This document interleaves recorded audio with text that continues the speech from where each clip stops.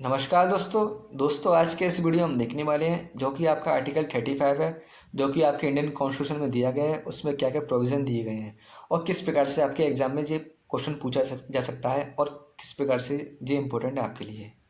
देखिए आर्टिकल 35 जो कि आपके भारतीय संविधान में दिया गया है, ये आपका पार्ट 3 में आता है जो कि आपके इंडियन कॉन्स्टिट्यूशन के मेंशन है, फंडामेंटल राइट के नाम से जाना जाता है।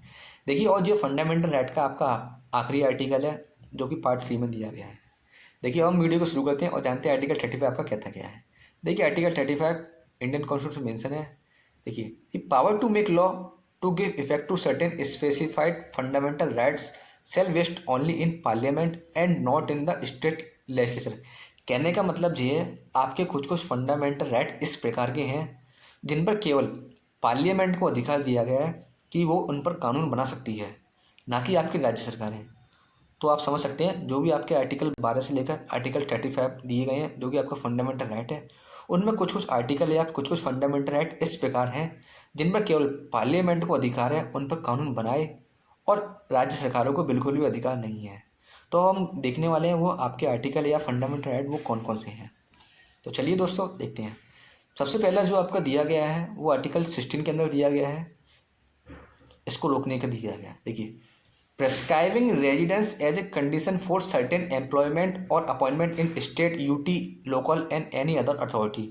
कहने का मतलब ये है यदि पार्लियामेंट चाहे तो किसी भी एरिया में, मतलब यानी किसी भी राज्य में या किसी भी यूनियन टेरिटरी में यदि कोई भी एम्प्लॉयमेंट निकली है तो वो स्पेसिफाइड कर दे कि इसी वर्ग के लोग, मतलब इस कह दे कि केवल उसी स्टेट के लोग को एलिजिबल है फॉर एम्प्लॉयमेंट। कहने का मतलब आप समझ सकते हैं जैसे नागालैंड में कोई भी पोस्ट निकली है या कोई भी एम्प्लॉयमेंट निकली है तो पार्लियामेंट चाहे तो डिक्लेयर कर सकती है केवल नागालैंड के लोग ही उस पर अप्लाई कर सकते हैं, या कोई भी रेजिडेंस की एज ए कंडीशन दे सकती है कि कह सकती है केवल इसी शहर के लोग केवल इस पोस्ट में अप्लाई कर सकते हैं।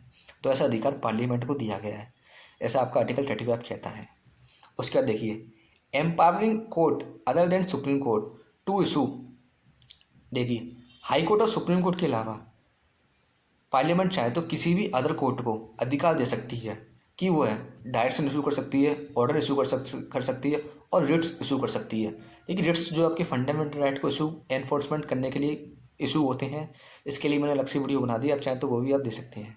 कहने का मतलब ये है पार्लियामेंट चाहे तो किसी भी अदर कोर्टों को, जो भी आपके डिस्ट्रिक्ट कोर्ट होते हैं या लोकल कोर्ट होते हैं, उनको एम्पावर कर सकती है कि वो अपने जो भी उनको लिमिटेड पावर दी गई है, केवल कुछ डायरेक्शन इशू नहीं कर सकते हैं, ऑर्डिनेंस इशू नहीं कर सकते हैं, मतलब ऑर्डर इशू नहीं कर सकते हैं, रिट्स इशू नहीं कर सकते हैं, तो उनको बहुत सारी पावर दे दी जाए, ऐसा पार्लियामेंट चाहे तो कर सकती है, जैसा आपका आर्टिकल 35 में दिया गया है, आर्टिकल 32 में दिया गया है, जो भी आपका आर्टिकल 35 का पार्ट है।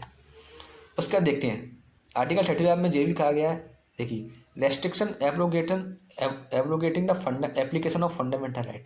देखिए कहने का मतलब ये है जो भी आपके आर्म फोर्स हैं या पुलिस फोर्स हैं उनसे कुछ कुछ फंडामेंटल राइट पार्लियामेंट छीन सकती है, ऐसा आपका आर्टिकल 33 में कहा गया है। वो जो कि आपका वैलिड होगा एज ए आर्टिकल 35 का पार्ट है ये।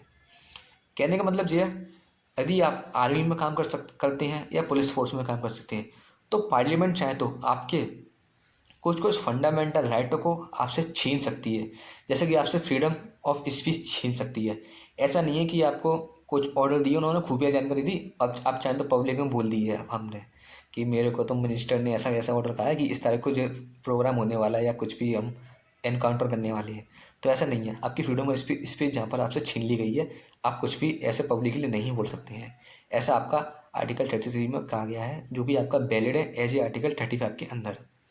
उसके बाद देखिए आपका कहता है इम्डिफाई एनी गवर्नमेंट सर्वेंट और any other person for any act during the operation of martial force in any एड से। कहने का मतलब ये जब भी आपका मार्शल लॉ लगाया जाता है किसी भी एरिया में, मार्शल लॉ आप समझ सकते हैं यदि कहीं पर दंगे फंगे हो जाते हैं किसी राज्य में या किसी एरिया में, तो वहाँ पर मिलिट्री को भेज दिया जाता है और मिलिट्री को पूरी पूरी छूट दे दी जाती है कि आप जो चाहें वो कर सकते हैं। ऐसे में वो कभी कभार डंडों का भी इस्तेमाल कर सकते हैं या बंदूक का भी इस्तेमाल कर सकते हैं फॉर पीस मेंटेन करने के लिए वहाँ पर, कि लोग और ना भड़कें और दंगे ना हो हमारे देश में।